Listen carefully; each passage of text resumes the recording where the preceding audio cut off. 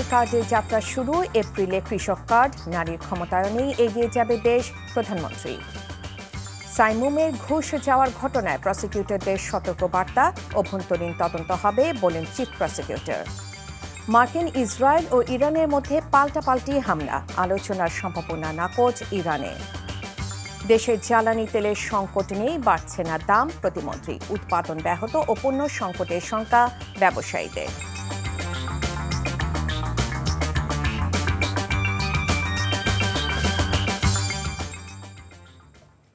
আসসালামু আলাইকুম, রায়কা আল হোসেন স্বাগত জানাচ্ছি এনটিভি সন্ধ্যার খবরে। ক্রাউন সিমেন্ট শিরোনাম দেখছিলেন, এবার চলুন পুরো খবরে।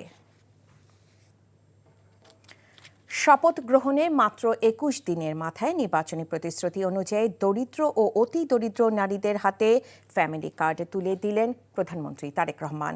ঢাকায় কর্মসূচির পাইলট প্রকল্প উদ্বোধন করে তিনি বলেছেন, নারীদের স্বাবলম্বী ও তাদের ক্ষমতায়ন করতে পারলেই এগিয়ে যাবে দেশ। সরকার জনগণের কাছে জবাবদিহি থাকতে চায় জানিয়ে তারেক রহমান বলেন, আগামী মাসের মধ্যে শুরু হবে কৃষক কার্ড বিতরণ। হাসান মাহমুদের রিপোর্ট। সবকিছু বদলে গেল। টানাপোড়েনের জীবনকে টেনে নেয়া যাদের জন্য এক নিরন্তর যুদ্ধ, সেই দরিদ্র আর বঞ্চনাগ্রস্ত বস্তিবাসীর চোখে স্বস্তি আর আশার আলো হয়ে উঠল ফ্যামিলি কার্ড। নারী সদস্য পাবেন ফ্যামিলি কার্ড। আমি এই কার্ডটা পেয়ে অনেক খুশি। আমাদের এই কার্ডটা দেওয়ার জন্য মাননীয় প্রধানমন্ত্রীকে অনেক ধন্যবাদ। অটোমেটিক আমি এখন আপনি লেপে টিপ দেওয়ার সাথে সাথে আমার অ্যাকাউন্টে টাকা চলে এসেছে। মাসখানেক আগে যেই গণমানুষের ভোটে নির্বাচিত হয়েছিলেন, সেই মানুষের কাছেই ছুটে আসলেন তাদের প্রধানমন্ত্রী। জনতার কাতারে মিশে যেতে যেতে জনতার উদ্দেশ্যে হাত নেড়ে প্রধানমন্ত্রী যেন প্রতিশ্রুতি পূরণের হাসি ঝরা বার্তা দিলেন। রাজধানীর কড়াইল বস্তি সংলগ্ন টিএনটি খেলার মাঠে কড়াইল সাততলা ভাসানটেক বস্তির সুবিধাভোগীদের দিয়ে ফ্যামিলি কার্ড বিতরণের পাইলট প্রকল্প উদ্বোধন করে তারেক রহমান বলেন, তার সরকার জনগণের কাছে জবাবদিহি থাকতে চায়। ব্যক্তিগতভাবে আমার জন্য আজকের দিনটি খুবই ইমোশনাল। নির্বাচনের পূর্বে আমরা বাংলাদেশের মানুষের কাছে প্রতিশ্রুতি দিয়েছিলাম, বাংলাদেশের নারী সমাজের কাছে প্রতিশ্রুতি দিয়েছিলাম যে বিএনপি সরকার গঠন করতে সক্ষম হলে আমরা এই ফ্যামিলি কার্ডের কাজ শুরু করব। আগামী মাসের ভেতরে আমরা কৃষক ভাইদের কাছেও বহু কৃষক ভাইদের কাছে আমরা কৃষক কার্ড তুলে দিতে সক্ষম হব ইনশাআল্লাহ। প্রধানমন্ত্রী বলেন, তার সরকার জনগণকে দেওয়া প্রতিশ্রুতি থেকে বিন্দু মাত্র সরবে না, তবে বৈশ্বিক যুদ্ধ পরিস্থিতি বিবেচনায় সবাইকে কিছুটা ধৈর্য ধরার আহ্বান জানান তিনি। আমরা অবশ্যই আমাদের প্রতিশ্রুতি থেকে বিন্দু মাত্র আমরা অবস্থান পরিবর্তন করব না। হয়তো সমসাময়িক বৈশ্বিক পরিস্থিতির কারণে ক্ষেত্র বিশেষে হয়তো আমাদের কিছু কিছু ক্ষেত্রে সময় বেশি লাগতে পারে। আমরা ধৈর্যের সাথে সমগ্র পরিস্থিতি মোকাবেলা করি, আমরা ধৈর্যের সাথে সুন্দরভাবে আমাদের এই দেশটিকে গড়ে তুলি। প্রাথমিকভাবে দেশের ১৩ জেলা ও সিটি কর্পোরেশনের ৩৭,৫৬৭ পরিবার এই কার্ড পাচ্ছে, যা আগামী ৫ বছরে পর্যায়ক্রমে পাবে ৪ কোটি পরিবার। মোবাইল ফিনান্সিয়াল সার্ভিসের মাধ্যমে প্রতি মাসে ২৫০০ টাকা সরাসরি অর্থ সহায়তা পৌঁছে যাবে ফ্যামিলি কার্ডধারীদের কাছে। করব কাজ, গর্ব দেশ, সবার আগে বাংলাদেশ। তারই অংশ হিসাবে এই ফ্যামিলি কার্ড মাত্র ৩০ দিন আগেও নির্বাচনী প্রচারণার মাঠে ফ্যামিলি কার্ডের যে প্রতিশ্রুতি দিয়েছিলেন, সরকার গঠনের ২১ দিনের মাথায় বৈশ্বিক যুদ্ধাবস্থার মধ্যেই মানুষের হাতে সেই ফ্যামিলি কার্ড তুলে দিলেন তারেক রহমান। Hasan Mahmud, NTV news, Dhaka. নারীর ক্ষমতায়ন নিশ্চিত করাই ফ্যামিলি কার্ডের মূল লক্ষ্য বলে জানিয়েছেন স্থানীয় সরকার, পল্লী উন্নয়ন ও সমবায় মন্ত্রী এবং বিএনপির মহাসচিব মির্জা ফখরুল ইসলাম আলমগীর।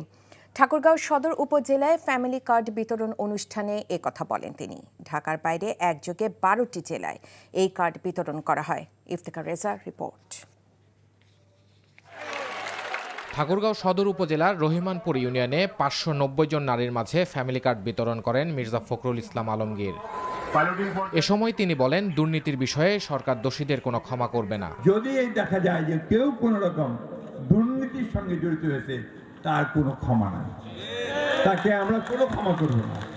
এই ব্যাপারে আপনারা নিশ্চিন্ত থাকতে পারেন। আসেন না আমরা নতুন করে শুরু করি।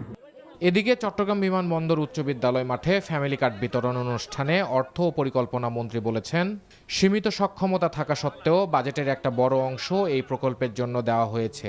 বাংলাদেশের উন্নয়নের সুফল আমরা বাংলাদেশের পিছিয়ে পড়া মানুষগুলোর বাড়িতে বাড়িতে পৌঁছে দিয়েছি ইনশাআল্লাহ। তাদের কারো কাছে যেতে হয় নাই, কারো কাছে চাইতে হয় নাই। দিনাজপুরের নবাবগঞ্জে দরিদ্র নারীদের মাঝে ফ্যামিলি কার্ড বিতরণ অনুষ্ঠান উদ্বোধন করেন সমাজ কল্যাণ মন্ত্রী।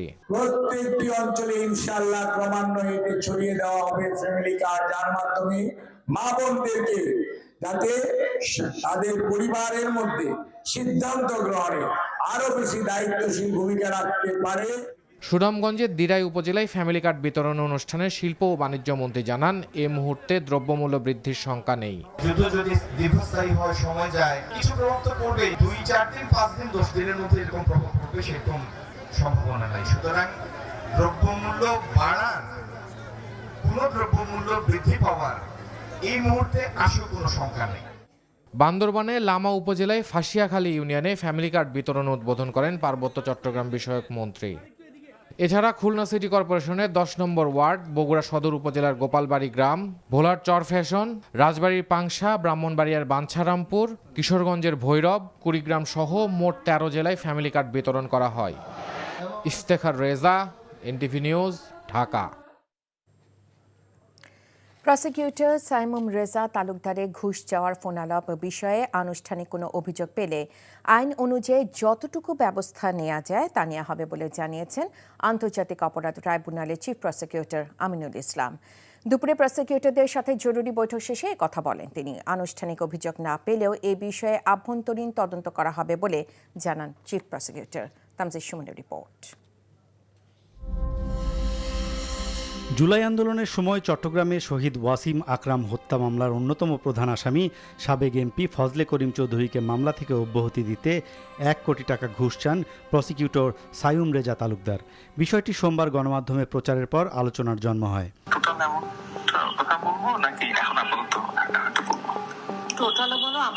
পরদিন মঙ্গলবার সকালেই সব প্রসিকিউটরদের নিয়ে বৈঠক করেন চিফ প্রসিকিউটর, যেখানে প্রসিকিউটরদের কড়া বার্তা দিয়ে চিফ প্রসিকিউটর বলেন, এমন ঘটনা যদি আরও ঘটে তবে তিনি জিরো টলারেন্স দেখাবেন। পরে আনুষ্ঠানিক সংবাদ সম্মেলনে চিফ প্রসিকিউটর বলেন, ঘুষ গ্রহণের সংবাদ তাকে ব্যথিত করেছে। 2-3 দিন আগেই পদত্যাগ করেছিলেন ঘুষ চাওয়া প্রসিকিউটর সাইমুম। তার সকল ফাইল নথি হেফাজতে নেওয়া হয়েছে বলেও জানান তিনি। যে মামলার বিষয়বস্তুটা নিয়ে এই নিউজটা এসছে, পার্টিকুলারলি সেই মামলাটা আমি আজকে তাৎক্ষণিকভাবে যার কাছে ছিল আমি সেটা কল ফর করেছিলাম, করে আমি এই কেসটা প্রাথমিকভাবে এটার সম্পর্কে আমি খোঁজখবর নিয়েছি। গতকালকে থেকে তিনি আর আমাদের প্রসিকিউশন টিমের সদস্য নন। তার কাছে যেসব ফাইল টাইল যেগুলো আছে, যে সব মামলাগুলো তার অধীনে ছিল, সবগুলো আমি আমার হেফাজতে নিয়ে এসেছি। তিনি যেসব সুযোগ সুবিধাগুলি ভোগ করতেন সেগুলো আমি তাৎক্ষণিকভাবেই আমি আমার হেফাজতে নিয়ে এসেছি। চিফ প্রসিকিউটর হুঁশিয়ারি দিয়ে বলেন, তার সময়ে কারো বিরুদ্ধে বিন্দুমাত্র অভিযোগ উঠলে তাকে ছাড় দেওয়া হবে না। বলেন, চিফ প্রসিকিউটরের পক্ষ থেকে আভ্যন্তরীণ তদন্ত করা হবে। সমস্ত বিষয় আমি আমার আভ্যন্তরীণ একটা কমিটি গঠন করে আমি সবটাই আমি তদন্ত করে দেখব। কোনো অনিয়ম পেলে সেটা আমি আমার কর্তৃপক্ষের কাছে আমি রিপোর্ট দেব। আর যদি কোনো ফর্মাল এলিগেশন আমার কাছে আসে, স্পেসিফিক এলিগেশন থাকে, সেটার উপরে আমি আমাদের প্রচলিত আইনে যেভাবে ব্যবস্থা নেওয়ার সেভাবে। ঘুষ চাওয়ার অভিযোগ ট্রাইব্যুনালের বিচার প্রক্রিয়াকে প্রশ্নবিদ্ধ করে মন্তব্য করে চিফ প্রসিকিউটর বলেন, প্রয়োজনে আগের চিফ প্রসিকিউটরের কাছেও এ বিষয়ে জানতে চাওয়া হবে। Tamjid Suman, NTV news, Dhaka. দেশে জ্বালানি তেলের সংকট নেই বলে জানিয়েছেন বিদ্যুৎ, জ্বালানি ও খনিজ সম্পদ প্রতিমন্ত্রী অনিন্দ ইসলাম অমিত। বলেছেন, ভারত থেকে প্রতি মাসে যে জ্বালানি আসার কথা তার চেয়েও বেশি পেতে ভারত সরকারকে অনুরোধ জানানো হচ্ছে। তিনি জানান, এখনই দাম বৃদ্ধি করছে না সরকার। অন্যদিকে যানবাহন ভেদে জ্বালানি তেল নির্ধারণ করে দিয়েছে বিপিসি। আজও ফিলিং স্টেশনে ছিল লম্বা লাইন। রিপোর্ট করছেন ফাহাদ মোহাম্মদ। ফিলিং স্টেশনগুলোতে প্রাইভেট কার এবং মোটরসাইকেলের দীর্ঘ সারি বলে দিচ্ছে জ্বালানি তেল প্রাপ্তি নিয়ে মানুষের উদ্বেগ আর উৎকণ্ঠা কোথায় গিয়ে ঠেকেছে। তবে বাস্তবতা কিন্তু তা নয়। আজকে মোটামুটি কমই সময় লাগছে। আগে তো আসলে 4-5টা করে হুন্ডা থাকতো, এখন তো অনেক লাইনে দাঁড়াইতে হয়। তো অনেকে আছে অযথাও নেয়। আগের থেকে অনেক স্বাভাবিক মনে হচ্ছে এবং মনে হয় সামনে আরও স্বাভাবিক হবে ইনশাল্লাহ। আমাদের মধ্যে একটু আতঙ্ক কাজ করছে, আমি ঠিকমতো তেল পাবো কিনা। এই আতঙ্কটা যদি না থাকে তাহলে এই লাইন থাকবে না। সরবরাহ এখন চালু আছে। সচিবালয়ে বিদ্যুৎ জ্বালানি প্রতিমন্ত্রী জানালেন, দেশে জ্বালানি সংকট নেই। গত কয়েকদিন চাহিদার চেয়ে 2-3 গুণ বেশি জ্বালানি সরবরাহ করা হয়েছে। তিনি জানান, ভারত থেকে পাইপলাইনে নিয়মিত যে জ্বালানি তেল আসে তার থেকে বেশি দেওয়ার জন্য আনুষ্ঠানিকভাবে দেশটির সরকারকে অনুরোধ করা হয়েছে। জ্বালানি এবং বিদ্যুৎ নিয়ে সাম্প্রতিক অতীতেও কোনো সংকট ছিল না, এই মুহূর্তে কোনো সংকট নেই আল্লাহর রহমতে। আপনারা জানেন যে ভারতের সাথে আমাদের একটি পাইপলাইন আছে। সেই পাইপলাইন থেকে আমাদের একটি নির্দিষ্ট পরিমাণ জ্বালানি আসবার কথা। এখানে আমাদের গড়ে প্রতি মাসে 15,000 টন ভারতের থেকে আসবার কথা। আমরা তাদেরকে অনানুষ্ঠানিকভাবে অনুরোধ করেছি, সুযোগ থাকলে যেন তারা এই সরবরাহটা বাড়াবার চেষ্টা করে। সচিবালয়ে বিদ্যুৎ ও জ্বালানি মন্ত্রী ও প্রতিমন্ত্রীর সাথে সৌজন্য সাক্ষাৎ শেষে চীনের রাষ্ট্রদূত ইয়াও ওয়েন বলেন, মধ্যপ্রাচ্য সংকটের প্রেক্ষিতে যে সমস্যা তৈরি হয়েছে তা মোকাবেলায় কাজ করতে হবে একসাথে। Our discussion are very friendly, very constructive. We focused on energy and power cooperation, and we discussed some project which is under construction, and we are discussing how to strengthen our cooperation. Both sides we have some proposals how to expand our cooperation in view of current challenges we are facing. So we also reach quite some important understandings. এদিকে feeling স্টেশনগুলোতে ride শেয়ারকারীদের জন্য প্রমাণ সাপেক্ষে 5 litre তেল দেওয়া হলেও বাকিরা পাচ্ছেন 2 litre করে। Fahad Mohammad, NTV news, Dhaka. মধ্যপ্রাচ্যে যুদ্ধের কারণে দেশে জ্বালানি তেলের সংকটময় পরিস্থিতি তৈরি হচ্ছে। চাহিদার তুলনায় কম তেল পাওয়ায় পণ্য পরিবহন থেকে শুরু করে রপ্তানিমুখী শিল্পের উৎপাদন বিঘ্নিত হচ্ছে। ব্যবসায়ীদের আশঙ্কা, দ্রুততম সময়ের মধ্যে জ্বালানি সরবরাহ না বাড়ানো হলে পণ্য সংকট ভয়াবহ আকার ধারণ করতে পারে। অন্যদিকে জ্বালানির সংকটের প্রভাবে বাজারে ভোজ্য তেল সরবরাহ কমিয়ে দিয়েছে বিপণনকারী প্রতিষ্ঠানগুলো। আরাফাত ইসলামের রিপোর্ট।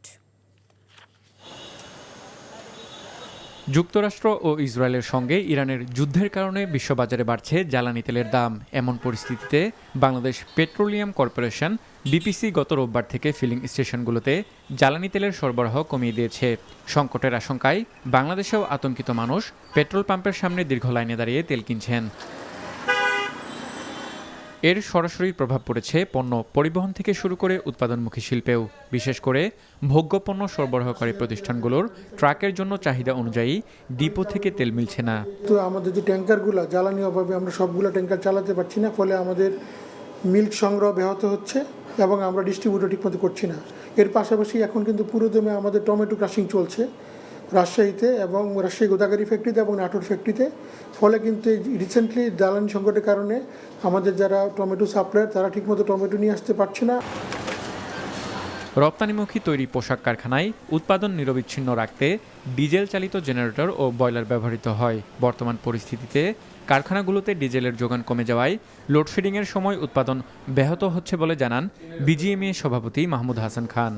একটা হচ্ছে লোডশেডিং হচ্ছে বেশি, আর একটা হচ্ছে লোডশেডিং হইলেও যে এটা ব্যাকআপ ছিল সেই জায়গাটায় যে জ্বালানি সেটা পাচ্ছি না, তাতে করে প্রোডাকশন ডিসরাপশন হচ্ছে। আরও বড় সমস্যা হচ্ছে কি, ঈদের আগে আমরা সাধারণত করি কি 10 দিন 8 দিন বন্ধ থাকে বলে আমরা যত বেশি সম্ভব শিপমেন্টটা আমরা ঈদের আগে দিয়ে যেতে চাই। এটা বায়ারদের রিকোয়ারমেন্ট, আমাদের প্রোডাকশন প্ল্যানিংয়ের অংশ। সেই জায়গাটাও কিন্তু হলো বাধাগ্রস্ত হচ্ছে। এদিকে জ্বালানি সংকটে ভোজ্য তেল সরবরাহকারী কোম্পানিগুলো নিজস্ব পরিবহনের অর্ধেক ব্যবহার করতে পারছে না, যার ফলে বাজারে ভোজ্য তেল সরবরাহ কমিয়ে দিয়েছে কোম্পানিগুলো। এজন্য আতঙ্কিত না হয়ে ভোক্তাদের প্রয়োজনের চেয়ে বেশি ভোজ্য তেল না কিনতে আহ্বান জানিয়েছে ক্যাব। এখানে কোনো পণ্যের ঘাটতি নাই, তারা যেন সীমিত আকারে কিনে, অর্থাৎ যেটুকু দরকার সেটা। এখন ধরেন আমার লাগবে হলো মাসে 5 লিটার, আমি যদি এখানে 30 লিটার যে সামনে যুদ্ধের পরে কি হবে এই জন্য যদি কিনি, তাহলে কি যে বাজারে কিন্তু পণ্যের ঘাটতি দেখা যায় এবং ব্যবসায়ীরা ওই সুযোগ পায় না। আরাফাত ইসলাম, এনটিভি নিউজ, ঢাকা। সংবিধান সংস্কার পরিষদের সদস্য হিসেবে শপথ পড়ানো সংবিধান অনুযায়ী হয়েছে কিনা তা সুপ্রিম কোর্টে দেখা উচিত বলে মন্তব্য করেছেন স্বরাষ্ট্রমন্ত্রী সালাউদ্দিন আহমদ। সুপ্রিম কোর্টে জাতীয়তাবাদী আইনজীবী ফোরামের ইফতার মাহফিলে একথা বলেন তিনি বলেন, অন্তর্বর্তীকালীন সরকার ছিল অধ্যাদেশে জারি সরকার। কোন কোন অধ্যাদেশে জারি হবে আর কোনগুলো বাতিল হবে তা সংসদেই নির্ধারিত হবে বলে জানান তিনি। বর্তমান সরকার সংবিধান অনুযায়ী চলছে বলেও জানান তিনি। জোর করে কোনো কিছু সরকারের উপর চাপিয়ে দেওয়ার সুযোগ নেই।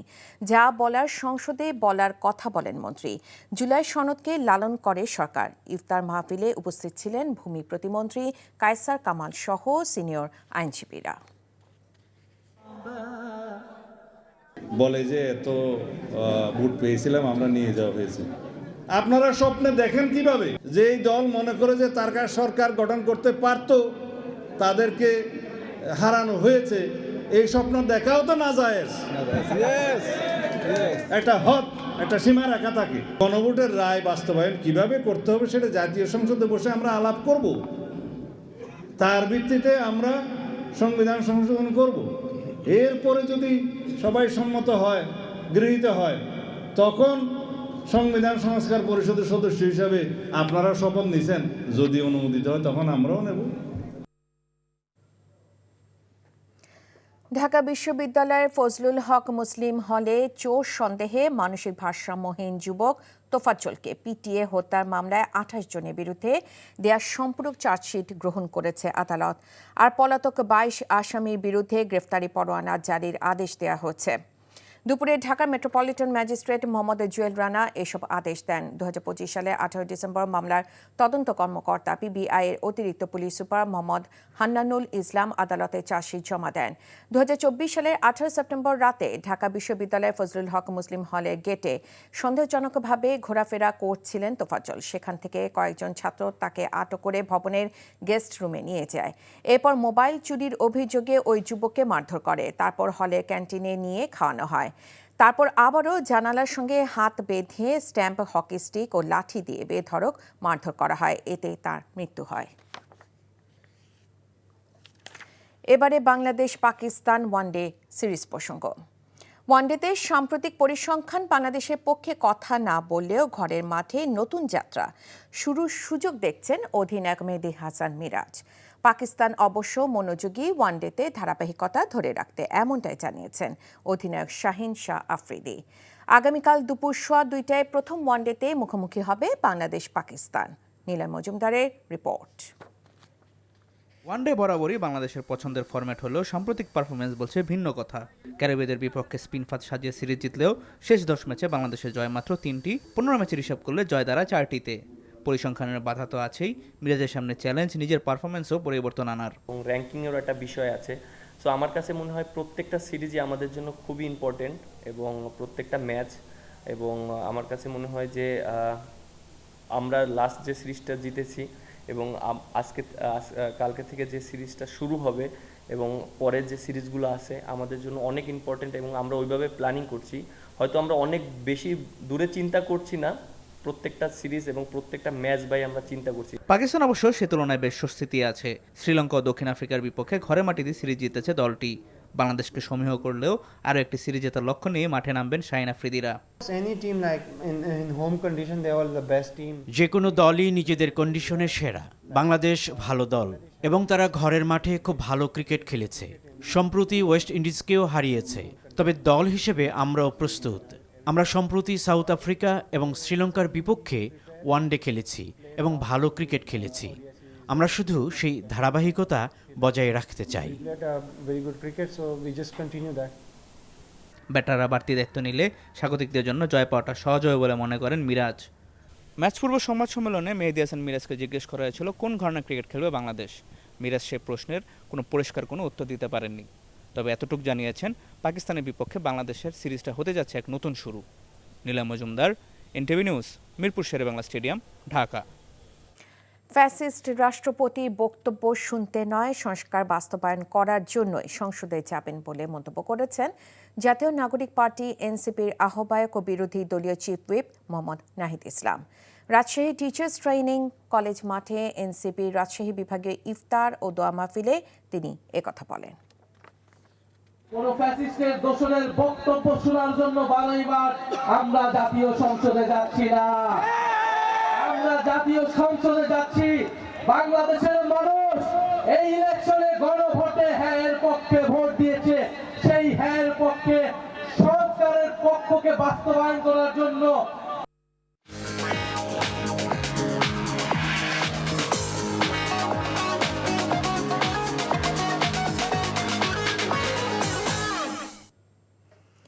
মার্কেন্টাইল ব্যাংক অর্থনীতির খবর।